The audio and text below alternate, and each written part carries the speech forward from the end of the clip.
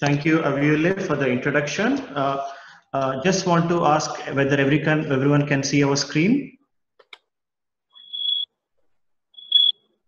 Yes, we can see your screen, and so I'm presuming others can. Thanks, Biraj.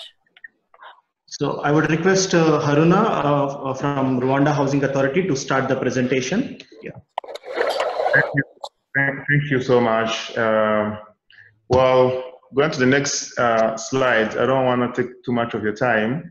My presentation has two parts, and the first one is about RHA. You need to know what we do, and overview of Rwanda context and the national and international policies, overview of the green building and compliance system, then the way forward on implementation. The second presentation will be performed by my friend Biraj. So you can go to the next slide.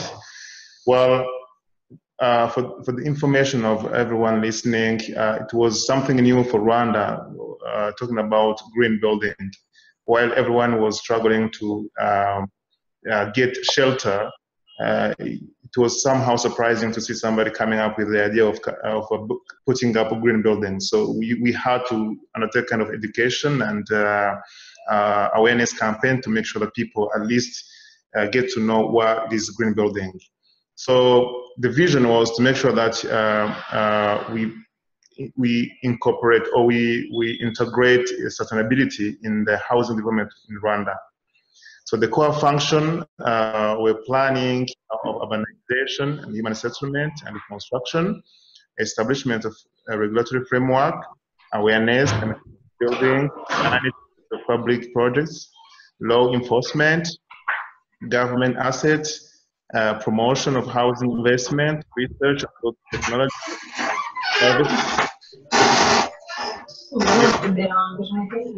Somebody's making noise. I don't know if you can mute.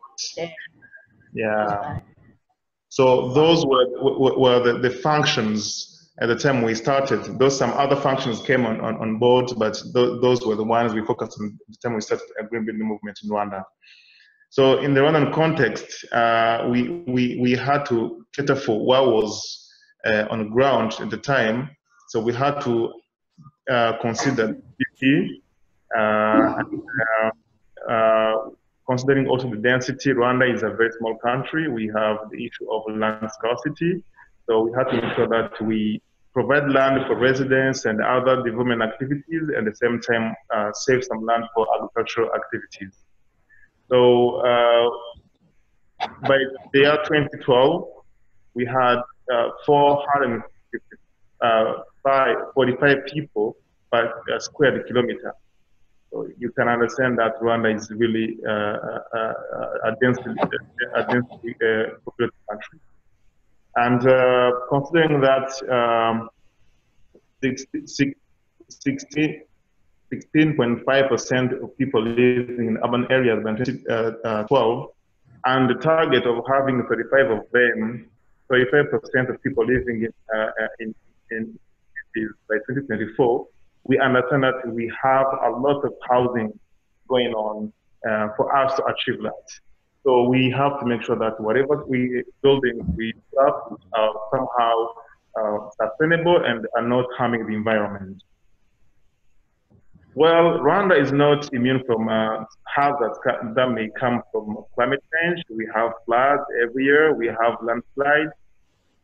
So it was somehow embraced very quickly by the leaders, and they encouraged us to come up with a system that can help to mitigate those hazards. In terms of policy, we have a vision of 2050. We have the National Strategy for Transformation, basically enforced through a 7-year government program. We have Rwanda's Green Growth and Climate Resilience Strategy. We have a National Urbanization Policy. We have also National Housing Policy and National Roadmap for Green Secondary City Development. Those are the policies that we've been using as a basis for us to come up with some bylaws that can help us enforce green building and technology in Rwanda. Well, internationally, I'm pretty sure that everyone is aware we have SDGs, And the system that we are planning to enforce in Rwanda address a lot of the SDG goals. The first one, the second, in line when you save some land for agriculture, obviously you address the second goal. The third, the fourth, the seventh, up to 17. There are some of them that we do not address, but if you see on my slide, you can see those that we think also will address and contribute in implementation. We have also the Paris Agreement for climate change and the amendment to the protocol. Well, by 2015, we were below 1,000 metric tons of CO2 emissions, but we believe in the future by 2050 we will have a huge increment when it comes to commercial and industrial buildings. And the emissions they will be producing. Well, for the journey of Rwanda Housing Authority to come up with a system that can help to mitigate, we first had to sign an MOU with a country that is judged to be experienced in green buildings. So we chose ECA, which is the Building Construction Authority from Singapore. We sent an MOU in 2016, and they sent us experts who came here in Rwanda. We explained to them in details the Rwandan context. So we took a journey together. They helped us come to bring on board the GGGI and to establish Rwanda Green Building Organization and start drafting the system together with all those stakeholders. And we decided actually to give the system a power under a ministerial order for urban planning and building regulation in Rwanda. This one was gazetted in 2015 and reviewed in 2019. Of course, with the additional annex, which was itself, the Green Building Compliance System. So this is the cover page of the system. As I mentioned, it's the third annex of the ministerial order. So obviously in Rwanda, it's mandatory. All the indicators mentioned in the system are mandatory in Rwanda for buildings of buildings actually, multi-story buildings. If I mention category 3 and 4 or 4 and 5, you'd be confused. It's just big building public use. So the system itself has 5 modules. First one is on energy efficiency. The second one is on water efficiency. The third is on environmental protection. The fourth is on indoor environmental quality. And the last one is on innovation. We want our architects to think more and use their talent, maybe come up with innovative ideas and solutions to make sure that we achieve what we intend to achieve in terms of environmental protection. So how are we going to enforce this? We are planning to use one-stop centers. These are decentralized entities that are mandated to provide or issue building permits and to conduct inspections.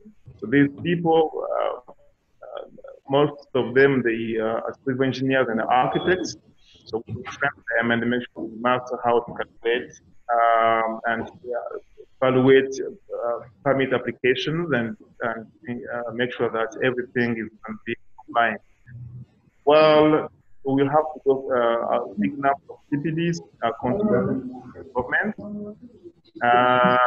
and we hope we are at the beginning, but whatever challenge we may face in the future, we'll try to figure out how to overcome them. We hope Rwanda is going to be the first country in Africa or maybe in East Africa. I don't know. I stand to be corrected if there's any other country that has a similar system. We'd be happy to learn from them. Well, thank you so much for your time, and let me give the floor to Diraj for the next part of the presentation. Thank you. Thank you, Haruna, for giving an overview of the Green Building Minimum Compliance System. So I would like to just emphasize a bit on the applicability of the minimum compliance system. So we have large-scale public buildings. In Rwanda, we define them as category 4 and 5 buildings. And as you can see on the screen, we have the following typologies where this minimum compliance system will be mandated. In terms of, there are some upcoming green building projects in Rwanda. I would like to take this opportunity to share with you all. So we have this, the Vision City phase 2, which is an extension of the current Vision City, which is targeting for a well community certification. We have an upcoming commercial building in Kigali, which is again looking at a globally recognized green building certification, looking at the highest certification level that could be possible. We also have the new international airport, which is coming up in Rwanda, which is again which is targeting to achieve green building certification, and GGGI is supporting the certification process. And we have 2 other commercial buildings and 1 bank interior project in Kigali that are planning to achieve green building certifications. So very quickly, I would like to take you through what exactly was GGGI's role in this Rwanda's green building journey. So just to give you a brief introduction, Global Green Growth Institute, we are a treaty-based intergovernmental organization headquartered in Seoul, South Korea. We have established in 2010, and our mandate is to support and promote strong, inclusive, and sustainable economic growth, which we define it as green growth in developing countries and emerging economies. And Rwanda program is one of the GGGI's, one of the oldest and among one of the biggest country programs for GGGI. We have 30+ country programs across the world. Yeah. I think someone should mute. Okay, yeah. So I will go to my next slide. Just to give you an overview of GGGI's work in Rwanda. Our work is broadly categorized into 3 work streams. The first one is the inclusive green urban development, wherein we support the national and subnational entities on greening secondary cities. We have a work on public spaces, which is ongoing. The second important work stream for us is green investment advisory and support, wherein we support the national financing vehicle, which is FONERWA, in terms of fund mobilization, also in terms of capitalization, and also trying to promote right proposals to bring in green investment and bankable projects in the country. And the third most important work stream is green infrastructure planning and delivery, under which we have the green buildings work and our support to Rwanda Housing Authority and the green airport work. Now, in terms of specific role of GGGI, so GGGI is a very proud supporter of Rwanda Housing Authority on green building work since November 2016. It's almost 2.5 years back our journey has begun. So we provide a full-time technical assistance to RHA, and our support specifically is in terms of drafting the compliance system, supporting in organizing the stakeholder consultations, awareness and capacity building for architects, engineers, and stakeholders. We also celebrated the World Green Building Week last year, and we also intend to celebrate World Green Building Week with partners Rwanda Housing and Rwanda Green Building Organization. We also advise RHA on green building projects, and we are also currently developing templates for the green building minimum compliance system. Just to take you a bit in details of the minimum compliance system, as Haruna has already mentioned, there are 5 modules. So we have a total of 29 indicators which are defined in the document. Of the 29, 10 are mandatory indicators, which are non-negotiable in nature. That means every large public building, new public building project has to comply with the 10 mandatory indicators, and we have 19 optional indicators. So the total points we have in the system are 190, and for a project to be certified as compliant with the minimum compliance, the project has to achieve a minimum of 60 points. So basically we are looking at 1/3 of the total points available to achieve compliance. I wouldn't bother you with a lot of details, but I want to just share for your information. These are some of the indicators you can see on your screen. The first module is energy efficiency. We have a total of 11 indicators. Basically, we are promoting natural ventilation in buildings. We are promoting use of daylighting, promoting artificial lighting efficiency, energy efficient air conditioners, energy efficient lifts, escalators. Also, we are promoting solar hot water systems and renewable energy systems in the building. The second module is water efficiency. We have a total of 5 indicators, with rainwater harvesting being mandatory. We are also mandating the use of efficient plumbing fixtures for all the large public buildings, and also wastewater treatment also being a mandatory indicators. And as you can see, we also have a couple of optional indicators. Very quickly, I want to run through the third module, environment protection, wherein we have a total of 7 indicators. With zero ozone depleting potential refrigerants being the mandatory indicator, and we have other optional indicators such as segregation of waste once the building has started operations, heat island mitigation, promoting greenery, or also preserving greenery during the building construction and operation. The fourth important module is indoor environmental quality. As you can see on my screen, most of the people working in the buildings, as most of them are aware, 90% of the time people spend indoors. And sick building syndrome is one of the I can say an issue in buildings, especially when people spend a lot of their time indoors. And one of the primary reasons of the sick building syndrome is insufficient ventilation. So as you can see, the indicators we have here, we have a minimum outdoor fresh air supply, which is again mandatory for air conditioned spaces, wherein the projects have to provide certain amount of fresh air. The fifth and the last important module is the innovation. We have as Haruna has already mentioned, we want to promote a lot of innovation, green innovation among the professional community. So we have some points allocated there. And the second one being the universally accessible buildings. So we want all the large scale public buildings to be accessible by everyone.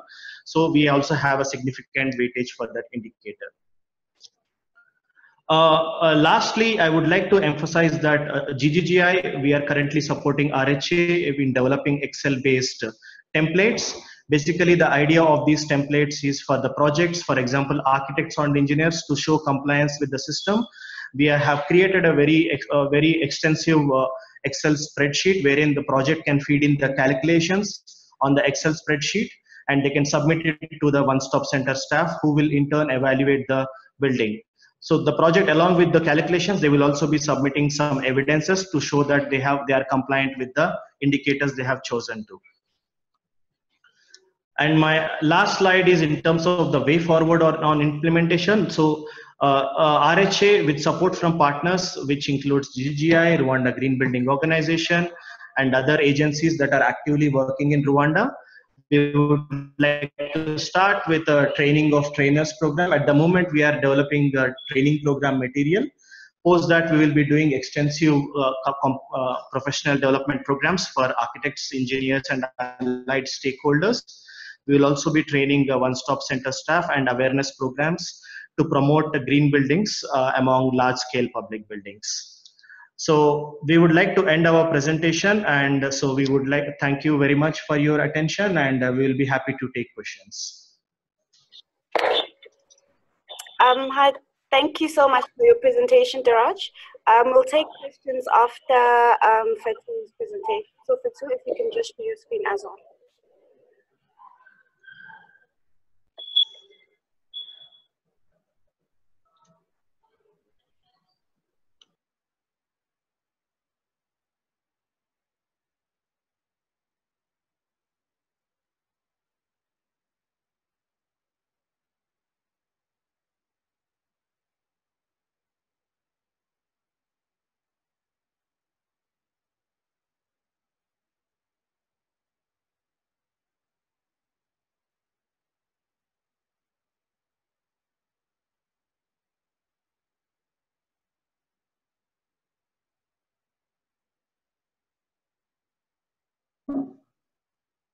Hello? Hi, yes, we can hear you, so you can begin. Okay, great. Thank you. So my name is Fatou Dieye, and I work for a company called SCAT Consulting. We are implementing a project that is financed by the Swiss Agency for Development and Cooperation. And the project is called Promoting Off-Farm Employment and Income Through Climate Responsive Construction Material Production. And one of the things in looking at about building materials and green building materials is also looking and trying to understand what is the demand here in Rwanda, what's the price point that needs to be targeted, and how do we provide a mass supply of housing. So, like I said, SCAT Consulting are the ones who are implementing the project from the Swiss Agency for Development and Cooperation, and our mandate is to enable the local construction industry to supply green and affordable buildings that create decent jobs. So today I will talk about the problem. Fatu, hi, sorry. I was wondering, would you be able to move to the screen that's so it's full screen, the slides, so that everyone can see the detail in them? I did click on full screen. Is it now? Do you see it? That is now gone back to the PowerPoint. So if you just go back to slide, it's just showing that the other screen. Let's have a look-see. Or I don't know. I'm in slideshow mode. I think it's maybe you have a dual screen system on, and so we're just seeing the one screen. You're right. You're right. Okay. I'm very sorry. No, not to worry. Thank you. Sorry for the interruption.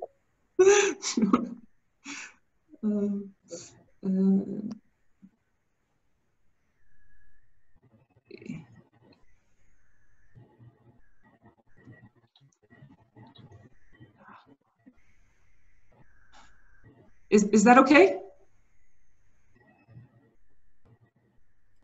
Okay, it's still showing, but don't worry, we can see you. I'm sorry, I have no idea. No, not to worry. Please go ahead. Okay, so what I would talk about briefly today is just tell you the problems that we've identified, the process in trying to come up with different solutions, and the potential for being able to scale up here in Rwanda, but also potentially all over Africa. So the first problem is that this is the world's fastest urbanizing area on record currently, which means that the area that we're talking about is the Great Lakes region, Rwanda, Burundi, and South Kivu in DRC.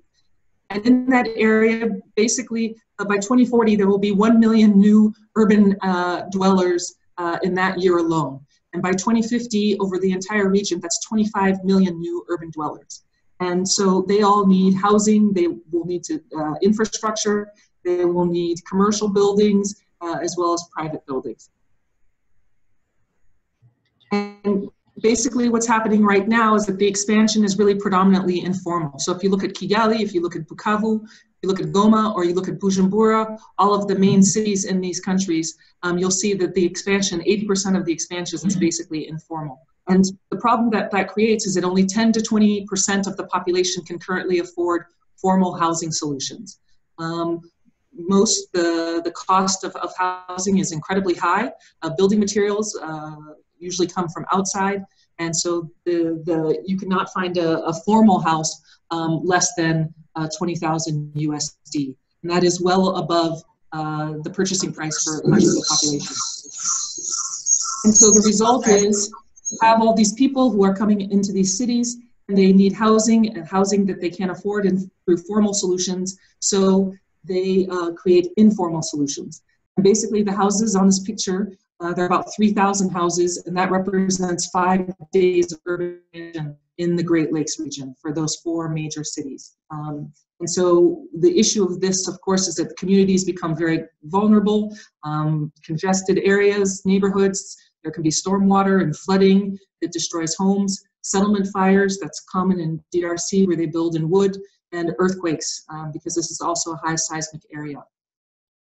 Added to that, the problem is that most of the builders, they really struggle with building storied house solutions.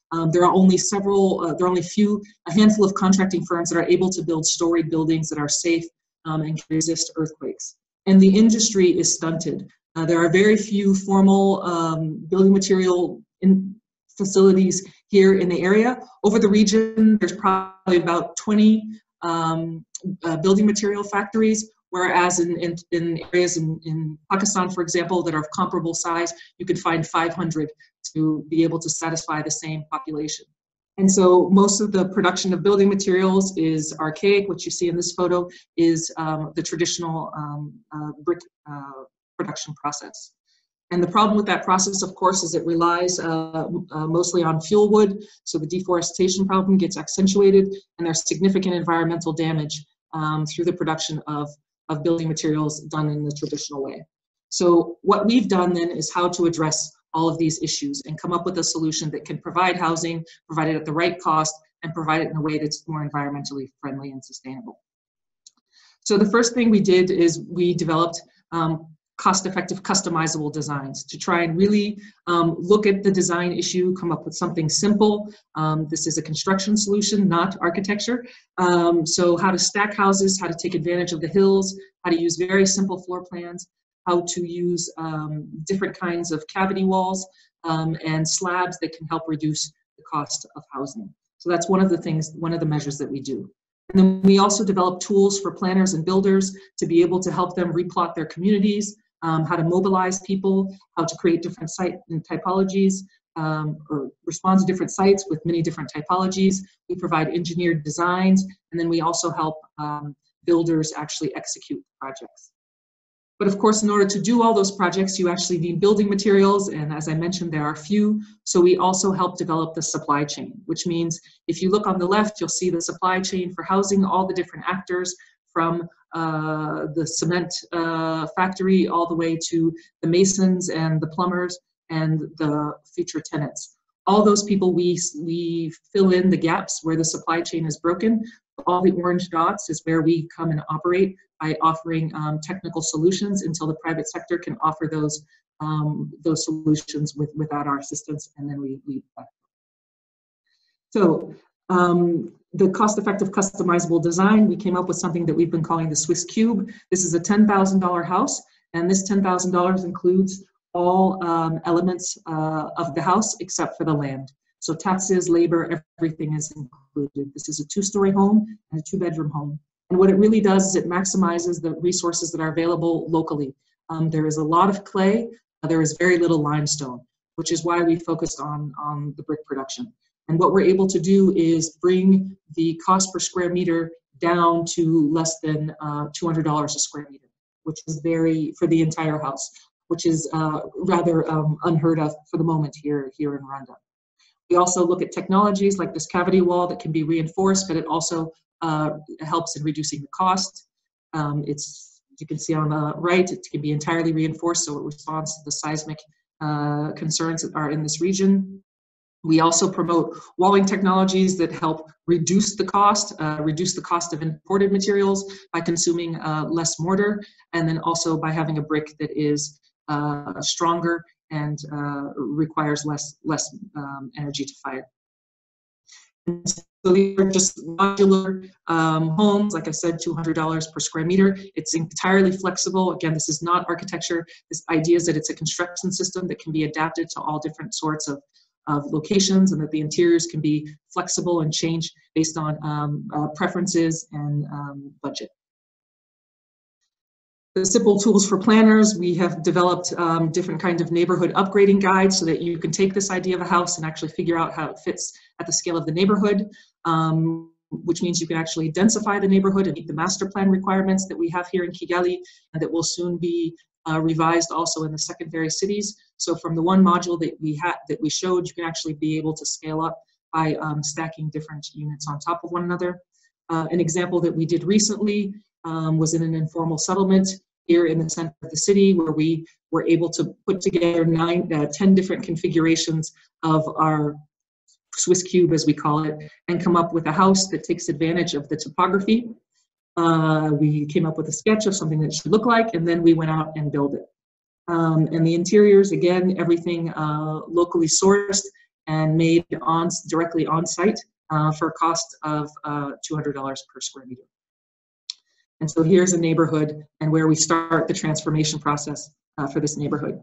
And I'm almost done because I only have 1 minute left. And so the last thing that we do are if the designs are very good to have that be available, but you also now need to think about how do you supply the materials and the labor for this type of construction to take off. And so what we've done then is we've upgraded existing brickyards that are here. We also have designed new equipment that can be used without electricity in the rural areas as well as here in the city. We also facilitate big time industrial investments, so people that want to build larger scale brick factories. And most recently, and I think the thing that might be most interesting, is we've developed mobile supply chains for construction. So we've provided all the technology for mobile teams to actually produce on site on a construction site. So on the left, the woman is counting the bricks, she's doing the production, and on the right, someone is immediately building houses with those bricks. And the way that we do it is we use what will be on this residential construction site, what will be the septic tank. We use that as a temporary underground kiln to fire the bricks and then to be able to build directly, which means that you could actually now go in neighborhoods. You can start with an informal neighborhood and replot it, and little by little, using your septic tank and shared infrastructure, be able to transform neighborhoods from informal settlements to formal construction. Thank you very much. Thank you very much, Fatu. That is, yeah, very much appreciated. I think it's great that we've now seen two presentations where we see at that policy level, at the real systemic, holistic kind of level of change, so that all buildings of category 4 and 5 are really, there's quite a high minimum standard in terms of green buildings being set in Rwanda. And then Fatu provided a very good practical kind of demonstration of what it means to build green. And I think what was so important for me was around seeing the use of the value chain thinking in this process of green buildings, in a way to engage the community, but also actually transform the whole construction sector.